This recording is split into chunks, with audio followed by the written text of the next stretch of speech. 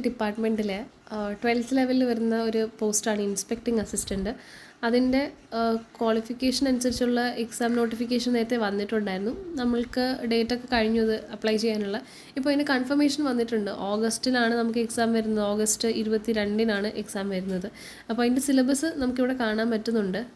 ഏകദേശം നമ്മുടെ LGS level അല്ലെങ്കിൽ +2 സാധാരണ ഒരു ജനറൽ PSC എക്സാമിന് വരുന്ന സിലബസ് പോലെയൊക്കെ തന്നെയാണ്. പിന്നെ ഒരു ടെക്നിക്കൽ സൈഡിലോട്ടുള്ള ഒരു ഡിപ്പാർട്ട്മെൻറ്റ് ആയതുകൊണ്ട് തന്നെ ചെറുതായിട്ട് നമ്മളൊന്ന് സ്പെഷ്യൽ ടോപ്പിക്കും കൂടെ അതിൽ ഇൻവോൾവ് ആവുന്നുണ്ട്. ടെക്നിക്കൽ സൈഡിലുള്ള അത് നമുക്കറിയാം. +2 ലെവലിൽ ഏത് ഡിപ്പാർട്ട്മെൻറ്റിലാണോ അതിൻ്റെ സ്പെഷ്യൽ ടോപ്പിക്സ് മിക്കവാറും നമുക്ക് ഉണ്ടാവാറുണ്ട്. അപ്പോൾ ഇത് നമുക്കിപ്പോൾ അതിൻ്റെ സിലബസ് ഒന്ന് നോക്കാം. 100 മാർക്കിനുള്ള എക്സാമാണ്. ജനറൽ PSCക്ക് ചോദിക്കുന്ന സാധാരണ എല്ലാ പോർഷൻസും ഉണ്ട്. ജനറൽ നോളജിൽ ഹിസ്റ്ററിക്ക് 5 മാർക്ക്, ജിയോഗ്രഫിക്ക് 5 മാർക്ക്, എക്കണോമിക്സ് 5, ഇന്ത്യൻ ഭരണഘടന കോൺസ്റ്റിറ്റ്യൂഷൻ 5 മാർക്ക്, പിന്നെ കേരള ഗവർണൻസും അഡ്മിനിസ്ട്രേഷനോ കാര്യങ്ങളൊക്കെ 3 മാർക്കാണ്. പിന്നെ biology side public health, life science അത് 4 മാർക്കാണ്. ഭൗതിക ശാസ്ത്രം പിന്നെ രസതന്ത്രം അത് 6ഉം 5ഉം മാർക്കുണ്ട് കേട്ടോ. ഫിസിക്സിന് ചെറിയൊരു വെയിറ്റേജ് കൂടുതൽ കൊടുത്തിട്ടുണ്ട്.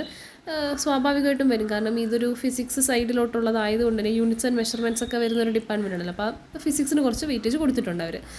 പിന്നെ കലാ കായികം സംസ്കാരമൊക്കെ 3 മാർക്കേ ഉള്ളൂ. കമ്പ്യൂട്ടർ അടിസ്ഥാന വിവരങ്ങളാണ് 4 മാർക്ക്. ആനുകാലികം current affairs 10 mark. Maths reasoning mental ability 15 മാർക്കുണ്ട്. ഇംഗ്ലീഷ് ജനറൽ ഇംഗ്ലീഷിന് 10 മാർക്ക്. പിന്നെ മലയാളം ലാംഗ്വേജിനും 10 മാർക്ക്. പിന്നെ സ്പെഷ്യൽ ടോപ്പിക്ക് 10.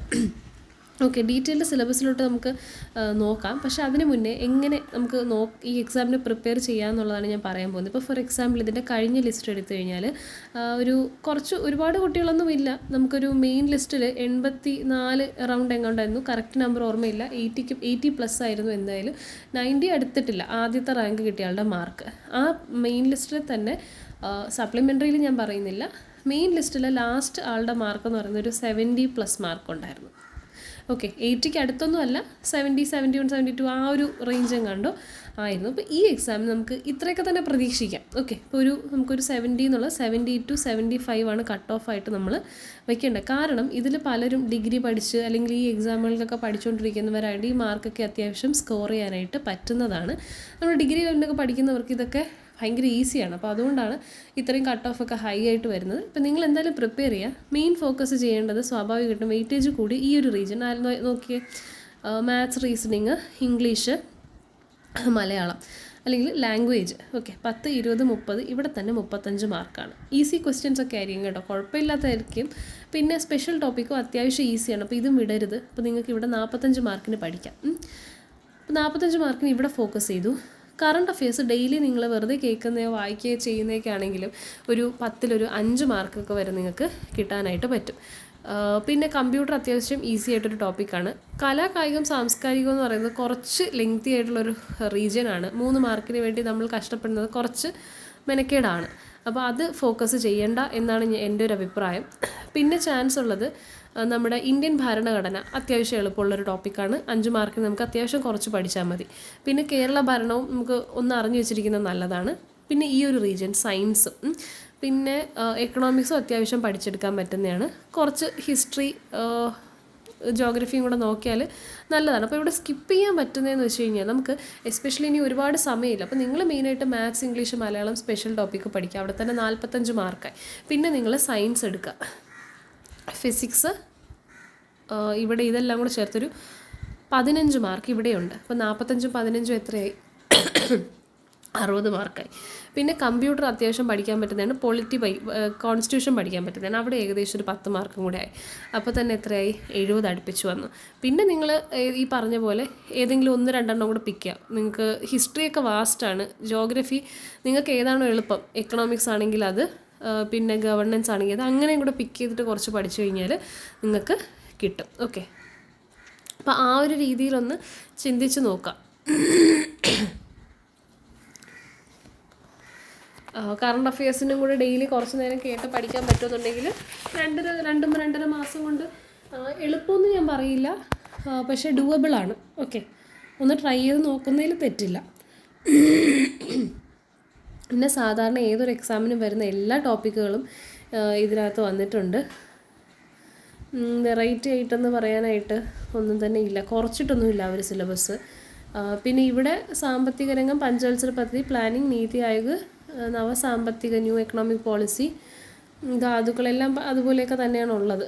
അപ്പോൾ ഇന്ത്യൻ ഭരണഘടനയിലും ഇമ്പോർട്ടൻറ്റ് അമെൻമെൻറ്റ്സ് ഉണ്ട്. പഞ്ചായത്തി രാജ്, സ്റ്റേറ്റ് ലിസ്റ്റ് സാധാരണ എല്ലാം പോലെ തന്നെയാണ്.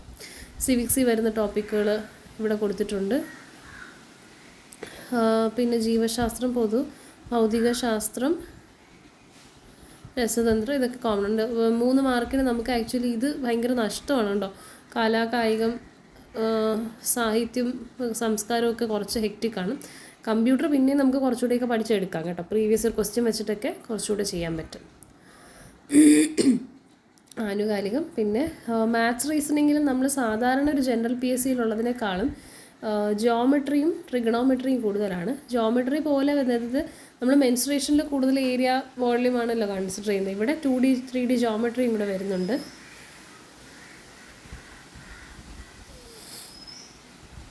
ഇംഗ്ലീഷിലോട്ട് വരുമ്പോഴും വ്യത്യാസങ്ങളൊന്നും ഇല്ല, ബാക്കിയൊക്കെ ഏകദേശം സെയിം ആണ്. പിന്നെ ഇവിടെയൊക്കെ കൂടുതലും മലയാളത്തിലൊക്കെ കുറച്ച് ഗ്രാമർ ടൈപ്പ് ക്വസ്റ്റ്യൻസ് ഒക്കെ വന്ന് കാണാറുണ്ട്. ഇനി നമുക്ക് സ്പെഷ്യൽ ടോപ്പിക്കിൽ നോക്കിക്കേ, ആകെയുള്ള യൂണിറ്റ്സിനെ പറ്റിയിട്ടുള്ള ഒരു ചെറിയ റീജിയൻ പഠിച്ച 5 മാർക്കാണ് ഇവിടെ കിട്ടുന്നത്. അപ്പോൾ ഇതൊന്നും സ്കിപ്പ് ചെയ്യരുത്. ഈ ഒരു എക്സാം ഫോക്കസ് ചെയ്യുന്നവരാണെങ്കിൽ ഇപ്പോൾ പലരും LGSനൊക്കെ പ്രിപ്പയർ ചെയ്യുന്ന ആൾക്കാർ ഇതിന് പ്രിപ്പയർ ചെയ്യണോ എന്ന് ചോദിക്കും. ഞാൻ പറയും ഒരിക്കലും പ്രിപ്പയർ ചെയ്യേണ്ടെന്നേ പറയുള്ളൂ. കാരണം നിങ്ങൾക്ക് ഈ ഒരു 10 മാർക്ക് പോയിട്ടുള്ള ബാക്കിയുള്ള 90 മാർക്സിന് അഡ്വാൻറ്റേജ് നിങ്ങൾക്കുണ്ട്. അത് പഠിച്ചാൽ തന്നെ നിങ്ങൾക്ക് ക്ലിയർ ആവാൻ പറ്റും, നന്നായിട്ട് പഠിക്കുന്ന ഒരു കുട്ടിക്ക്. ഇത് ഈ ഒരു എക്സാമിന് മാത്രമേ നിങ്ങൾക്ക് യൂസ് ഉള്ളൂ. അപ്പോൾ എക്സാമിന് ഒരു 2-3 ദിവസം മുന്നേ മാത്രം ഈ സ്പെഷ്യൽ ടോപ്പിക്കിൻ്റെ എന്തെങ്കിലും കുറച്ച്, ഇപ്പോൾ ഇതിൽ ഈ ഒരു 1 മാർക്കിന് ചോദിക്കുന്ന ഇതിന് sections of legal metrology act, അത് ഇത്രയും സെക്ഷൻസ് ഒന്ന് പഠിച്ചാൽ അതിൽ നിന്ന് 1 മാർക്ക് കിട്ടും. ഇത് ഇത്രയും പഠിച്ചാൽ 2 മാർക്ക്, ഇത് പഠിച്ചാൽ 2 മാർക്ക്. അപ്പോൾ അത് കണക്കാക്കി എക്സാം അടുക്കുന്ന ദിവസങ്ങളിൽ മാത്രം ജസ്റ്റ് ഒന്ന് കുറച്ച് നോക്കിയിട്ട് പോയാൽ ചിലപ്പോൾ നിങ്ങൾക്ക് ഇതിന് ഈസി ആയിട്ട് കുറച്ച് കാര്യങ്ങളൊക്കെ കിട്ടും. ഓക്കെ, അപ്പോൾ ഒന്ന് ഓടിച്ച് മാത്രം നോക്കുക. അല്ലെങ്കിൽ ഇതിൻ്റെ പ്രിസൈസ് ആയിട്ട് കിട്ടുന്ന നോട്ട് ഒന്ന് പ്രിൻ്റ് എടുത്ത് വെച്ചിട്ട് ബോറടിക്കുമ്പോൾ മാത്രം ജസ്റ്റൊക്കെ ഒന്ന് വായിച്ച് വീഡിയോ വല്ലതും മനസ്സിലാക്കി വയ്ക്കാൻ മാത്രം ചെയ്യുക. അല്ലാണ്ട് ഒരുപാട് സ്ട്രെസ് ചെയ്യാൻ നിൽക്കരുത്. പക്ഷേ ഇപ്പോൾ നിങ്ങൾ കുറേ എക്സാമുകൾക്കൊന്നും അപ്ലൈ ചെയ്തിട്ടില്ല, പകരം നിങ്ങളിപ്പോൾ ചെറിയൊരു ഈ ഒരു എക്സാമിനൊക്കെ കൊടുത്തിട്ടുള്ളതുണ്ടെങ്കിൽ നന്നായിട്ട് പഠിക്കുക, ഇതിന് നന്നായിട്ട് എഴുതുക കേട്ടോ. അതിൽ അങ്ങനെ പോകുന്ന കുട്ടികൾ തീർച്ചയായിട്ടും ഇത് പഠിക്കുക. കാരണം ഇത് കുറച്ച് പോർഷൻസ് കൊണ്ട് 10 മാർക്ക് കിട്ടും നിങ്ങൾക്ക്. അപ്പോൾ അതുകൊണ്ട് അതും കൂടെ ഒന്ന് ചിന്തിക്കുക. അപ്പോൾ ഇതാണ് ഇൻസ്പെക്ടിങ് അസിസ്റ്റൻറ്റിൻ്റെ സിലബസ് വരുന്നത്. ഇനി നമുക്ക് ലീഗൽ മെട്രോളജി ഇൻസ്പെക്ടറും കൂടെ വിളിക്കാനുണ്ട്. ഈ എക്സാം കഴിയുന്നതോടെ അടുത്ത മാസം മിക്കവാറും അപ്പോൾ സെപ്റ്റംബറിൽ ഉണ്ടാകാനുള്ള ചാൻസസ് കാണുന്നുണ്ട്.